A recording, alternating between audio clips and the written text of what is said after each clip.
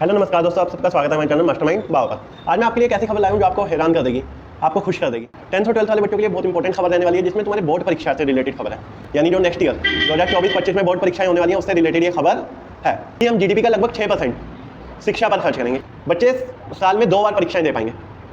कितनी बार? जैसे पहले क्या होता था, आर्ट्स, कॉमर्स, साइंस, बच्चा कंफ्यूज। बच्चों को सबसे बड़ी खुशखबर यही है कि उनके लिए स्ट्रीम का पूरा तरीके से झंझट हट जाएगा कि बच्चे किस तरीके से उसे चुने।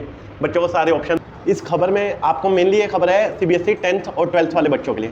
10th और 12th वाले बच्चों के लिए बहुत इंपॉर्टेंट खबर रहने वाली है, जिसमें तुम्हारे बोर्ड परीक्षा से रिलेटेड खबर है।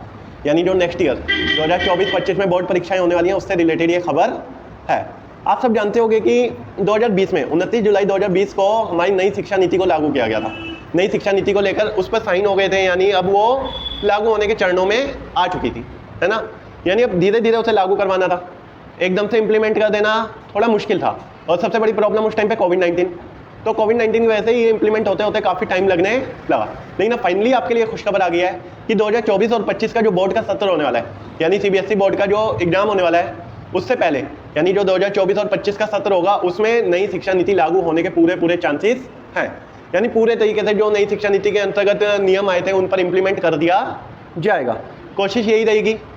हाँ, इससे पहले की जब हम बात करें, लास्ट टाइम जब शिक्षा नीति बनी थी वो इससे 34 साल पहले, लगभग 1986 में। कब? 1986 में बनी थी। उस शिक्षा नीति में लगातार सरकार बदलाव करती रही। बदलाव करते करते धीरे धीरे अब एक शिक्षा नीति की आवश्यकता पड़ी। यानी जो हमारी पहले की शिक्षा नीति थी वो कहीं ना कहीं थोड़ी बहुत फेलियर साबित होने लगी। तो हमने शिक्षा को गुणवत्ता के आधार पर बनाने की कोशिश की।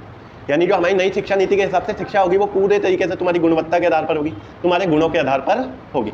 और इसमें बोर्ड परीक्षाओं का आयोजन भी अलग तरीके से किया जाएगा, वो मैं अभी आपको डिटेल में बताऊंगा।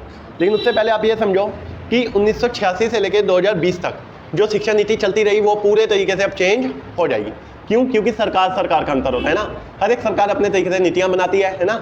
वैसे ही कांग्रेस के टाइम पे शिक्षा नीति अलग थी, अब बीजेपी के टाइम पे शिक्षा नीति अलग होने वाली है। बीजेपी शिक्षा को अलग तरीके से देखती है, कांग्रेस शिक्षा को अलग तरीके से देखती थी, है ना। तो अब दोनों की शिक्षा नीति में क्या फ़र्क दिखने वाला है, वो हमें आने वाले टाइम पे पता लगेगा। तो देखो, इस चीज़ के हिसाब से केंद्र सरकार और राज्य सरकार ने मिलकर फैसला लिया है कि हम जीडीपी का लगभग 6% शिक्षा पर खर्च करेंगे। क्यों? क्योंकि बच्चों, आपको भी पता है कि शिक्षा हमारी ज़िंदगी का सबसे महत्वपूर्ण हिस्सा है। बिना शिक्षा के हम आगे नहीं बढ़ सकते हैं ना। देश को डेवलप करना है, देश के डेवलपमेंट के लिए शिक्षा बहुत ज़रूरी है ना। जैसे कि अभी हमारे भारत विश्व गुरु बनने के रास्ते पर है। चंद्रयान 3 हमने लॉन्च कर दिया है ना, और सेफ लैंडिंग करा दी। आप अच्छे से याद रखना इस डेट को, इस टाइम को, क्योंकि ये भारत के लिए एक बहुत बड़ा क्षण था, है ना।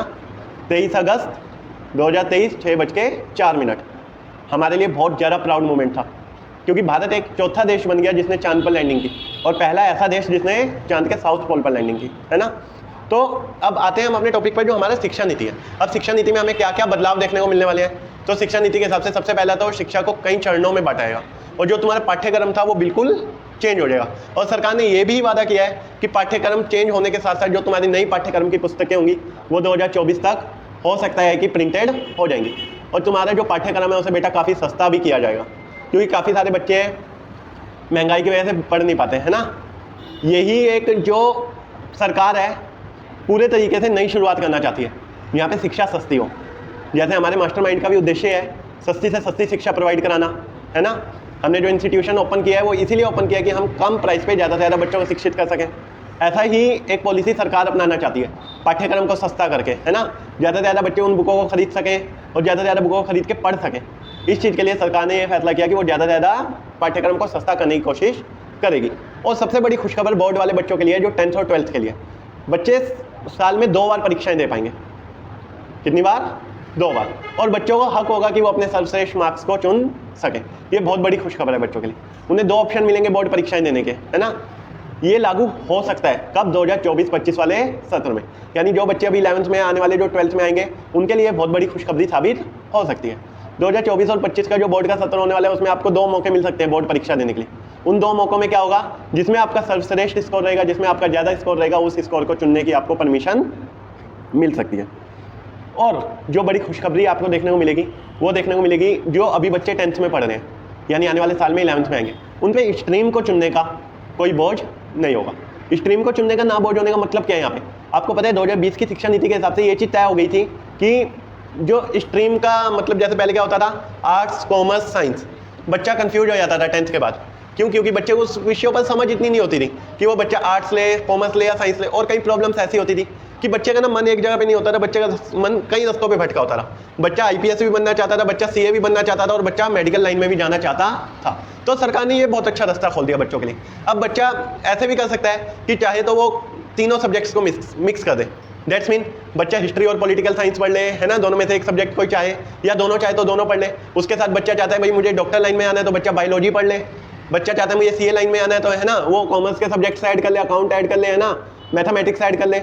क्लियर हुई बात? यानी बच्चे के सामने हर एक ऑप्शन खुला रहेगा। ये बहुत बड़ी खुशखबरी होने वाली है बच्चों के लिए, क्योंकि बच्चे सबसे ज़्यादा 10th पास करते ही फंस जाते थे। कई बार बच्चों का डिसीजन गलत साबित हो जाता था कि बच्चा बनना कुछ और चाहता था, वो ले कुछ और लेता था जल्दबाजी के चक्कर में, है ना, या दोस्तों के दबाव में आके, यानी मेरा दोस्त वो ले रहा है तो मैं भी वही लूंगा, है ना। तो इससे बच्चे का पूरा बैलेंस शिक्षा का बिगड़ जाता था, जिसे मैनेज करने के लिए सरकार ने ये बहुत अच्छा फैसला लिया है। उस फैसले में क्या है बेटा, आप मिक्स करके सब्जेक्ट को पढ़ सकते हो, बशर्ते इसमें 2 लैंग्वेजेस पढ़ना बहुत जरूरी होगा।